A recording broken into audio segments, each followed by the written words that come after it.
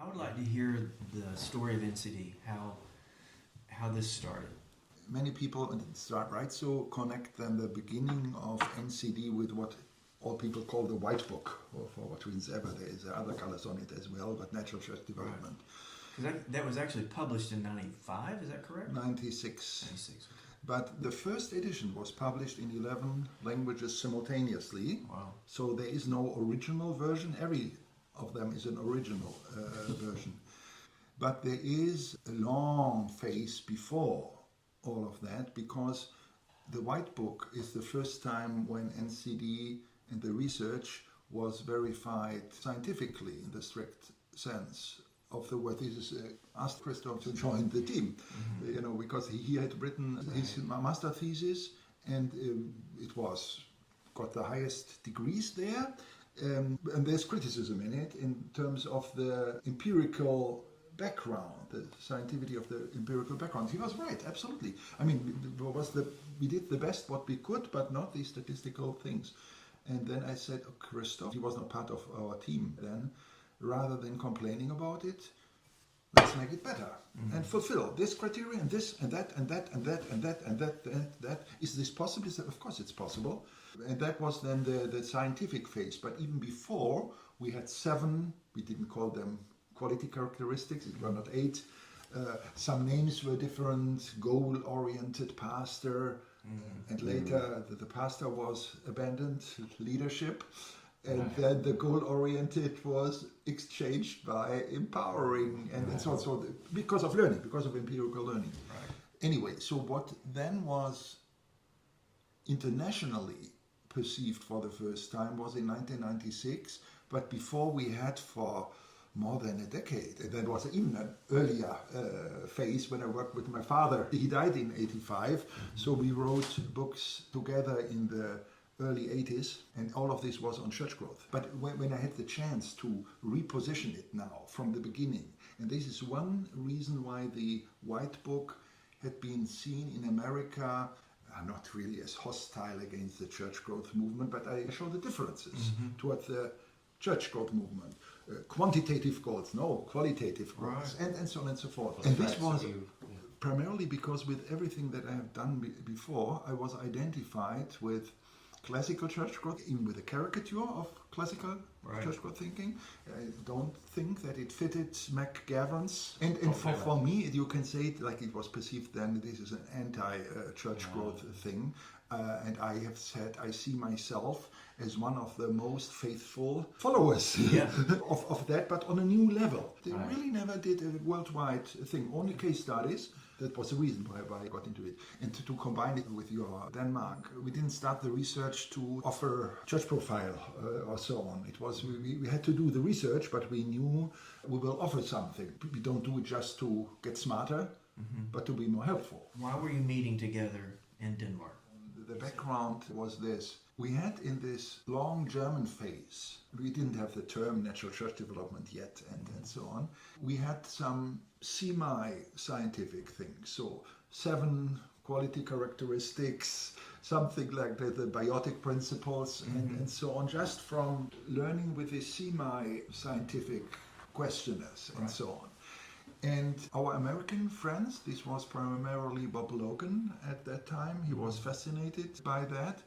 And the idea was to develop something that could be used in America as well. But then we found out gradually something based on data from American plus German churches.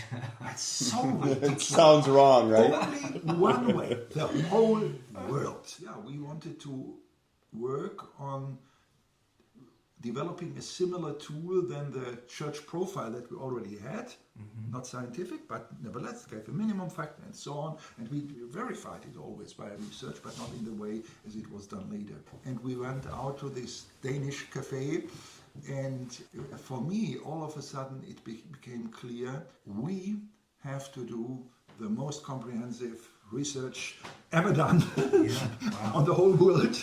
It must not be American, German, it must be worldwide. And that was the moment when all at this table laughed and they made jokes about it, because at that time Nothing was available in English, not only a leaflet or whatever. I didn't have any network of contacts, you know what I mean. No name. Nobody would be interested in hearing something from Christian Schwarz. All of this was clear at that time. And then Terry and Brigitte, particularly, they made jokes and said, oh yeah, Christian, this is a good idea. Then you land in Seoul at the airport with questionnaires in your hands, surveys. And say, survey is very important for you, so that, you know, it was a time before internet, before fax was just invented. Some people had it. Whole book manuscripts had to be transported by fax. The corrections, for instance, to Russia, it was in Cyrillic, of course. And then the handwriting, do you know a little bit Russian or not? Yeah. The handwriting and the printed letters are very different in Russian. Sometimes a T is in, like our T in printing, but in writing, like a small M. That was so funny because I had to do all these correction things then by telephone, which means every telephone call was very expensive. And then I sent it back to them, and they gave me all their corrections, full of that, in handwriting. And I then phoned with Natasha, and I said, what is it now? Is it an E?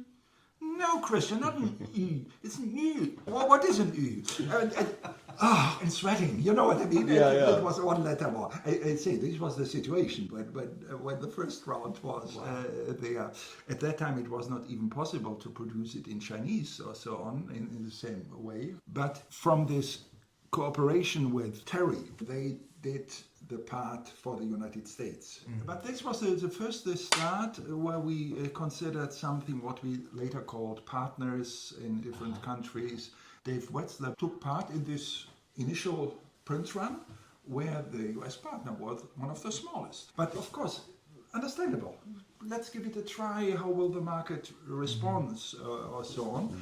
But I said print enough, because we do it in this international print. It's very extremely uneconomic to do it in small portions. You get a different price.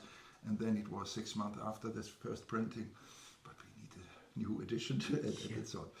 Anyway, this was basically what happened in Denmark. And it's so funny because of this laughter and ridiculing that idea. And at that time, this was then the period when Christoph joined me, and his responsibility was to conduct this study and to organize it, to put it into practice.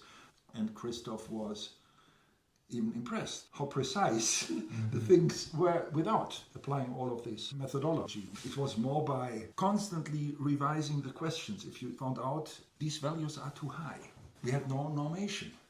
So we had to formulate it a little bit stricter, a little bit harsher, that people felt more excluded and don't say, hallelujah, I'm like that. No, probably not. Or when they get too low in a different country. And this was unscientific, you could say. It was not according to the standards that we rightly so have. And then the NCD book, the original one, was the first international encounter with NCD for people. And from that moment on, we needed partners in the countries. Even more than now, because then you needed a physical address. Now, we have it in England now, where Bill Bickle, the Canadian partner, works well. He's 4 times a year or so in England. Times have changed. Seminars online. But you've had such an influence on church growth. Because when I was doing my doctoral work, I started at New Orleans Seminary with a doctorate of ministry in church growth, and halfway through they changed it to church health. And so I think your work laid the foundation for that understanding. However, I have to tell you, when it came to positioning the book, and I actually wrote several versions of the whole book. The first that I wrote was very aggressive and precise and wonderful. But only thing that I can do with it, I don't edit it into the fire. I don't want to have anything, but I have written it for the fire. And the second and the third, which was good, because many things developed in this, but it took a lot of time. When the book came out, it started a fight between NCD, including the American partner, and the church growth movement. They went through all of the standard things like it has to be this. Mm-hmm. They haven't done it. At that time, Christoph had his documentation of some of the things that we had done written in German. It was not translated yet into English. Do American professors always translate it first into Chinese before it can be seen as scientific? So it was there. I saw it through from a marketing positioning thing. Some fight, it's the best thing. Usually to be silent. But if there are, and those people who, for what reasons ever, didn't like the church growth movement, and there are many of them, but they love Jesus and they applaud it strongly. Finally, something different from a positioning perspective that was good, even if we may have lost some people. And it's true that in that very book, that was not a scientific book. Mm-hmm. It used results of scientific research and spoke about it, but it's a completely non-footnote book. I've, of course, read most of the American church growth literature. I have to do in order to do this.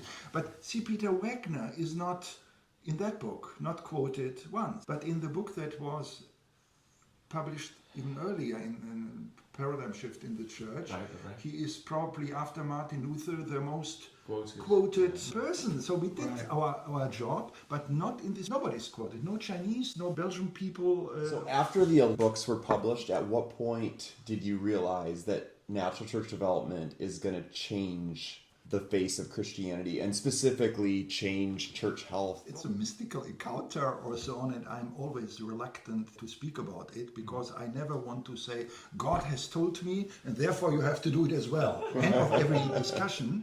It should make sense in the heads, hearts, and then hands of people. Yeah. And then they should do it, and not because I have told them, God told me or whatever. But it was in this the very beginning a situation when it was even financially a catastrophe and so on, and I got then in prayer this overwhelming message: this will influence the whole world and change Christianity. Yeah. And you cannot imagine how strongly that gave me the strength. Okay, that's not a conflict, that's a difficulty. Let's go on. So I believed. When was this, do you think? Yeah, but this was really, really early. And I say, without this mystical encounter, I probably wouldn't have the strength to do it because our financial situation got worse and worse and worse. How did you finance? I mean, this had to be massive. The research thing was so all by debt making. Loans, yeah. And these loans, it stayed until relatively recently. But it changed quickly from this belief in that excitement set in. It was fashionable, but it was very fulfilling with quite high editions of the books in that time window.